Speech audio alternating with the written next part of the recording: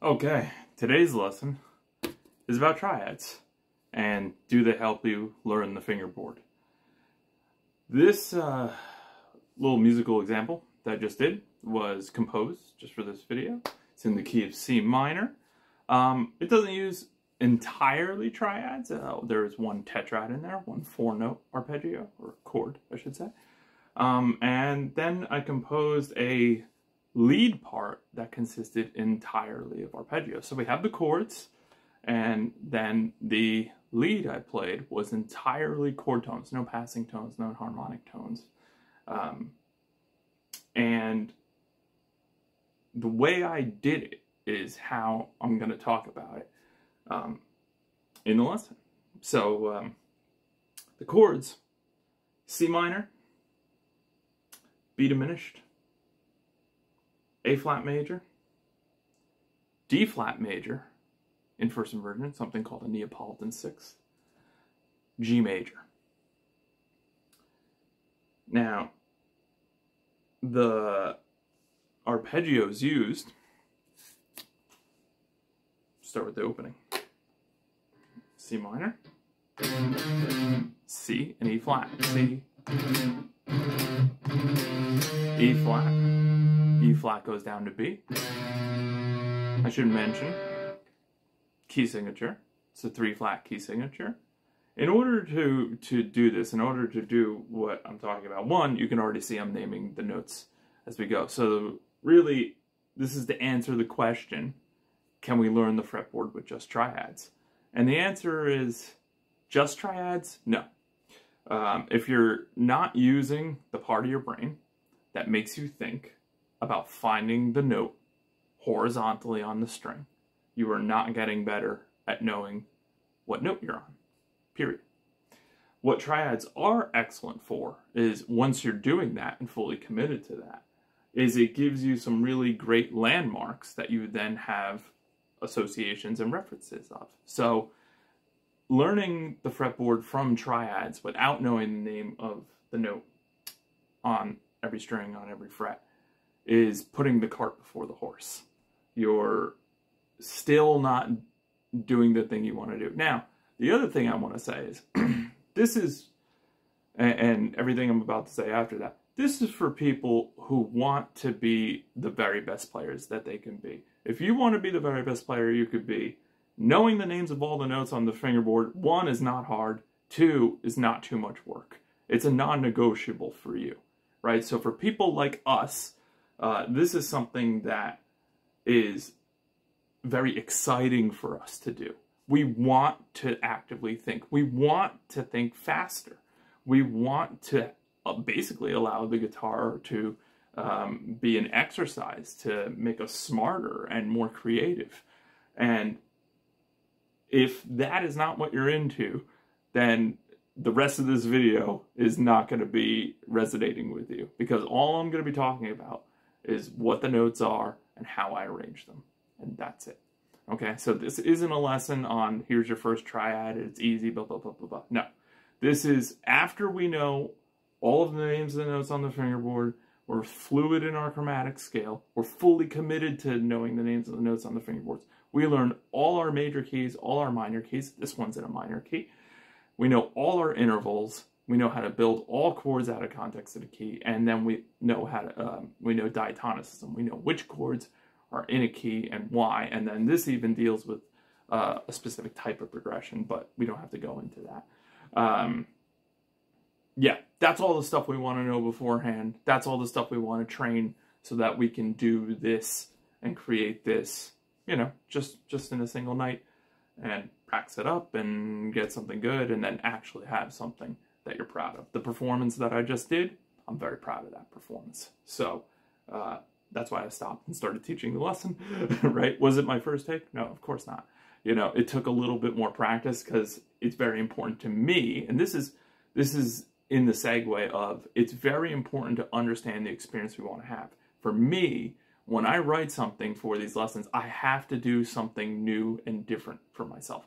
I have to do something that's a bit more developed or a bit weak, you know, and I have to train it and I have to strengthen it and I want to do it well, right? That makes it a very uphill battle for me, but it also gives me the purpose of progressing to make the content.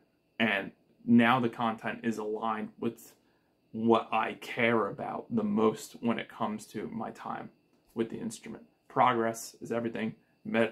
Results are the only metric that matters.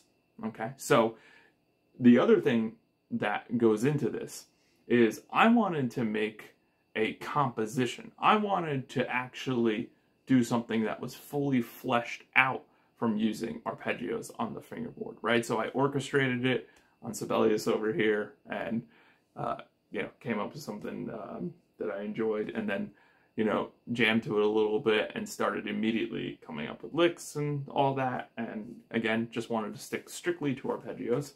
And so once I did, then it was just practice time, getting the quantization down, making sure that the subdivisions were all where I wanted them to be, and feeling confident about it, turning the camera on and giving it a go, you know? And that is really important to understand, because that is what all the work is for. Okay, so for me, all the work is just for doing something with music, something very, very intentional, something entirely intentional. And that is a very satisfying experience. That is the one I'm after, and it's the one that I guide my students towards, to their preferences, of course. But without having that for yourself, without knowing exactly what you want, or with having a very shallow goal, like I just want to know, I would like to know more about the notes, like, pff, forget it, forget it, forget it. It's too hard for you. It's just too hard for you. Forget it. You got to have much greater of an ambition. We have to have a much greater ambition to have an infinite goal. One is become the very best player we could be, find our limits and learn how to expand them. You know, that is something that is exciting. That is something that stimulates curiosity, because I've said before, when curiosity dies, plateaus happen. Okay? So this video is going to be longer than 10 minutes. So I know we're already at the 8-minute mark, but all of what I just said is paramount. That is so important to now going through this progression and through these choices I made, and understanding the work that went in to being able to do that quickly, easily, and excitingly, to have a great time doing it, which is the goal of all of our time practicing and all of our time performing. So let's get into it. All right, so we have C and E flat. So C, E flat, B. Now then, the pinch harmonic on F, which is the tritone from there, just giving it a little bit more of a metal vibe, you know? Down to the low F here. Then the A flat. Oh, sorry. Just literally the A flat arpeggio, the notes that make up the A flat chord. A flat, C, E flat, A flat, and then can't remember whether I chugged it or if I picked it separately. I played it so many times today. So F and D flat at the same time. That makes the Neapolitan 6 sound. And then a little G major triad, the lowest we could have it on the guitar, G, B, D, or even just G, B. I think I'm pretty sure, yeah, I'm playing the D. No, maybe not. There we go. Yeah, just the G and the B, because I hear the leading tone. So, yeah, with this position, that note's muted.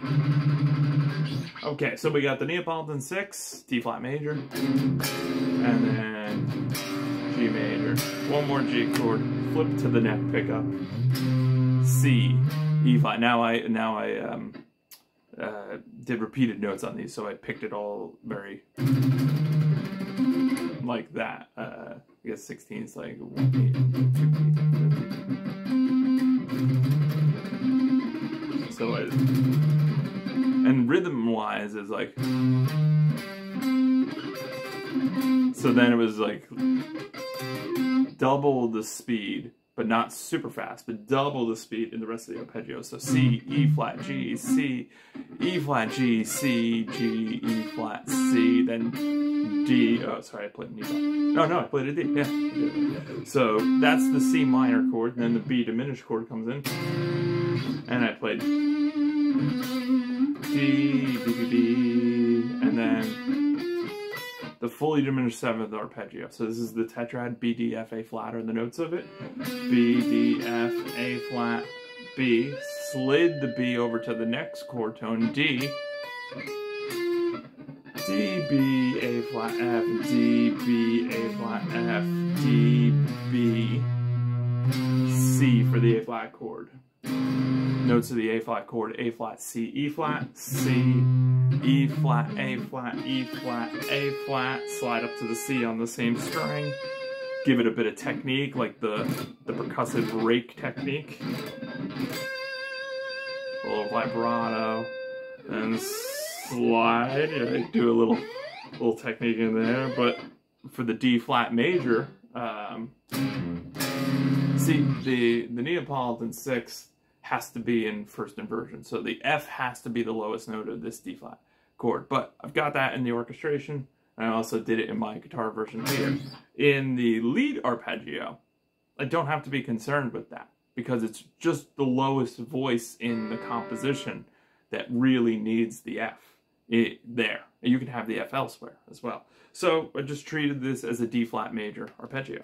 So then I used, this isn't mine, but this is something that I learned maybe almost a year ago, something like that. But it's a very cool solution to a very curious problem. It's like, what if we wanted to sweep and alternate in triplets, right? So I'm going triplet, triplet, but instead of just sticking with the pattern, I didn't play the D flat in mine, I just went up to the F here, but instead of like that, if I'm going, it's a little tough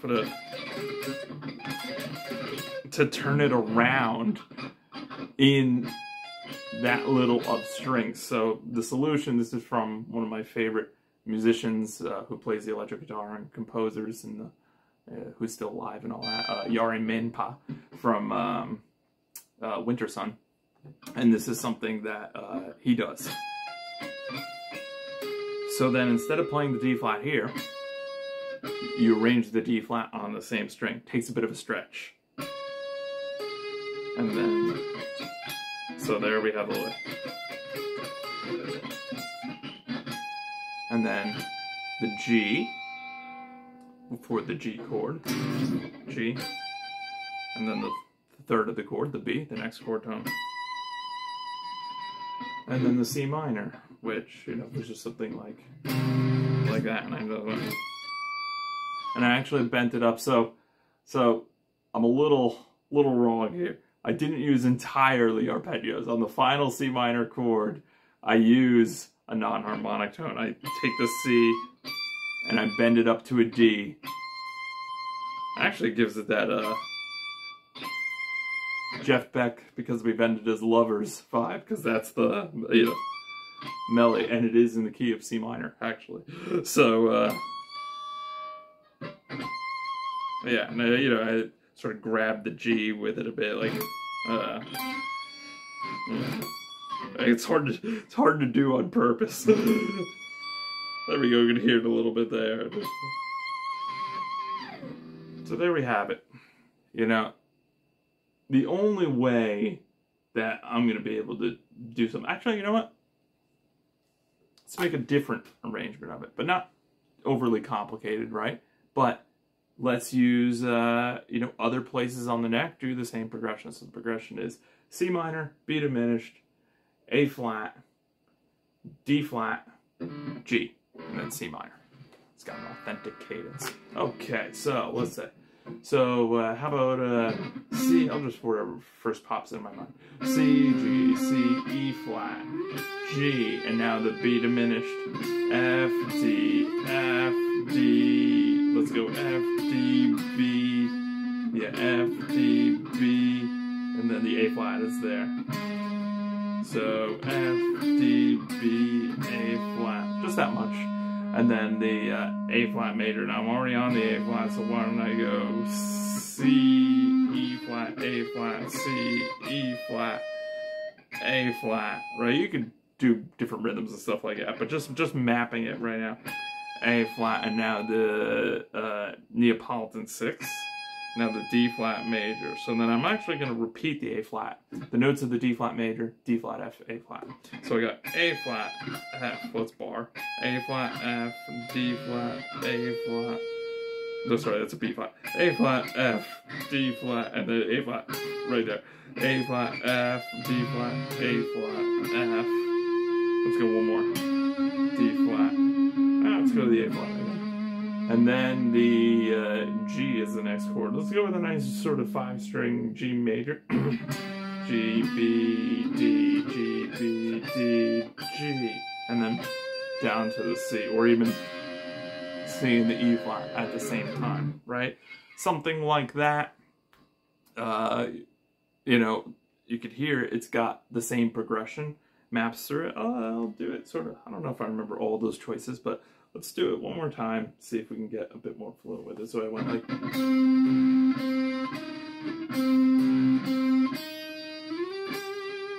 then the... Yeah.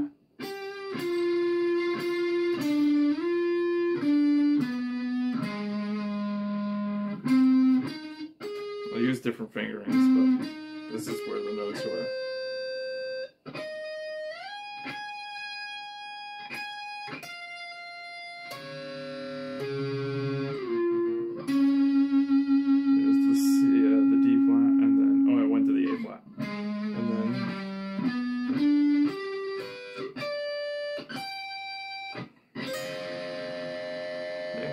See?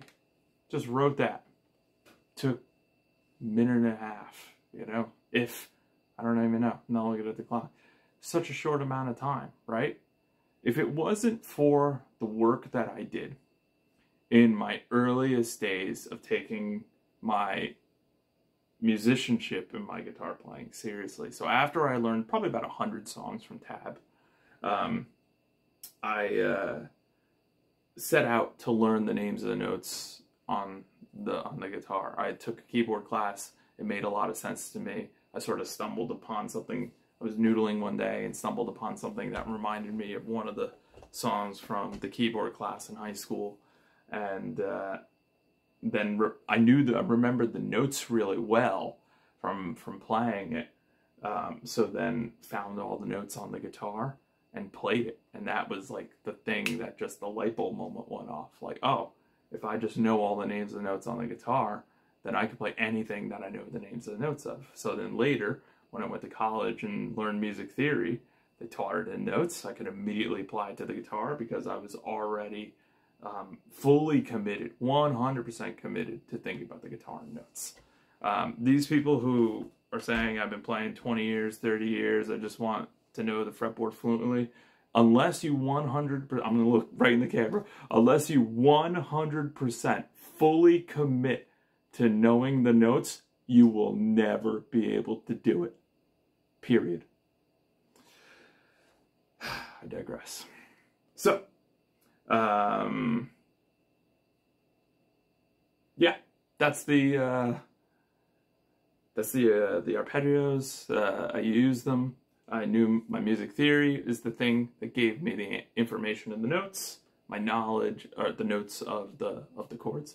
My knowledge of the fingerboard allowed me to find those notes. You could see that I know I know some shapes, you know, played a lot very seriously through the years. So of course you're going to get lots of shapes down. You know, I know that this is a diminished shape, a 3-string version. You know, when the strings are tuned in fourths, that's the case, you know. So like in the one I just composed, I just used that. I also used it in the one, but it's the fuller version of it, but it's right there. I'm going D, B, A flat, like that. So the notes inform the shape. That's the other thing I want to sort of get across with this. The notes inform the shape. If you know the notes and that you're looking for, and you can find them, okay, then you simply place the fingers on them. Now, I just want to talk a little bit more about finding them. The biggest challenge, the greatest challenge that people have when I introduce this method, basically the hardest method, think of the names of the notes, make sure you actually name it out loud when you play it. The hand can't move there first, the brain has to find it, that kind of stuff. The greatest challenge for people is dealing with the fact that they're atrocious at it when they first start. So I always relate the story of a Steve Vai quote that I either heard or read a long time ago in relation to sight reading. And he said, when it comes to sight reading, I'm paraphrasing of course, when it comes to sight reading, we begin at atrocious. We are awful at it, you know? So we go from atrocious to horrible, to awful, to bad, to decent, to okay, to good, to great, to exceptional, right? Any skill that requires training, we always have to start somewhere in the back. It may not be entirely atrocious, but for some people it is, you know? When I started learning the names of the notes, I was pretty atrocious at it. You know, I had to, I didn't even really know any scales or anything. When I actually trained this stuff in those very earliest days, I didn't even play tonal music. I didn't know any music theory. I was just like, okay, I'll just play on the dots. And sometimes I'll call this one C sharp, just on the low E string. Sometimes I'll call this one C sharp, and then I'll do it again. And other times I'll call it D flat, you know? I just play on the dots. I would include one, because Les Paul Customs had a block on the first inlay, and I always wanted one, you know? So, you know, and 12. And I would just, you know, make music with like that. I didn't care how it sounded. I only cared about knowing names of the notes and stuff. Later, you know, once I started learning scales and all that, the best part is, like in music school, they teach you all your key signatures really quickly. You don't spend one day on the C major scale. No, you do all the major scales, you know? So in remedial music theory class in County College of Morris, I learned all of the major scales in one day. And I remember I looked at my Metallica tab book and I looked at the staff notation of it, and it said G major. And I was like, I put And Justice for All on it. I started playing like G major chords. I'm like, it doesn't make sense. And I started playing G major scales. I'm like, it doesn't sound right, right? Next week we learned about minor scales. And I was like, oh, key signatures could either be major or minor. And I was like, oh, E minor. And I played E. I'm like, totally makes sense, right? So that's just a short version of my journey, but it's absolutely essential to fully commit 100% to knowing the names and notes if you want to be able to play like you 100% know the names of the notes. I don't think I could say it any other way, right? So allow yourself to be atrocious at it. Be actually very happy you're there, because the best part is the more that you use your brain, the part of your brain that allows you to figure out the notes, the more you make that work, that's the worst you'll ever be at it. You'll only get better from there. And that's a very empowering experience. That's a very positive experience. And, you know, I always tell students, like, throw yourself at it. Throw all you got into it. You know, don't try it for 15 minutes or something like that. Like, spend an hour, 2 hours in one spot, naming notes, using scales, using arpeggios, whatever the case. And you will start making music intentionally that day. It just takes the commitment. That's all. So at this point, if you've listened and watched 25 minutes in, then this is where I want to go. Okay, well, if you're having trouble with that, you want a structured curriculum, you know where you want to go, you know the experience you want to have, you're open to doing hard work because you know it gets you the results you want, feel free to send me a message. I'll be happy to give you a free 1-hour lesson. Thank you very much. Have a wonderful night.